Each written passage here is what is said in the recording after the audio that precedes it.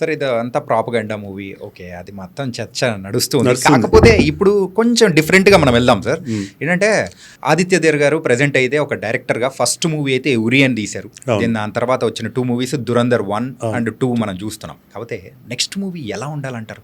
ఎలాంటి సమస్యల మీద తీస్తే బాగుంటుందని మీరు ఒక రాజకీయ విశ్లేషకుడుగా అనుకుంటున్నారు, చెప్పండి. అంటే రియల్గా ఇప్పుడు ఈ మూవీ ఏదైతే వచ్చిందో రియల్గా we have to congratulate them టీమ్ని. ఎందుకంటే ఇండియన్ మూవీ యొక్క బెంచ్ మార్క్ని పెంచారు, ఎక్స్పెక్టేషన్ లెవెల్స్ పెరిగాయి. అంటే 4 గంటలు ప్రేక్షకుడిని కుర్చీలో కూర్చోబెట్టడం అన్నది ఈ రోజుల్లో మామూలు విషయం కాదు. We have to hats up to director and actors and the crew of the entire movie. ఎందుకంటే ఇవాళ ఈ రోజుల్లో నిమిషానికి రీల్స్ చేంజ్ చేసే పరిస్థితి నుంచి, మూవీ నచ్చకపోతే ఓటీటీలో రిమోట్ తోటి కంట్రోల్ చేసే స్థాయి నుంచి 4 గంటలు ఎక్కడ కూడా బోరింగ్ లేకుండా వాళ్ళు ప్రేక్షకుడిని ఎమోషనల్గా డ్రామాలో కూర్చోబెట్టడం అన్నది చాలా రియల్లీ హ్యాట్సప్ టు దెమ్.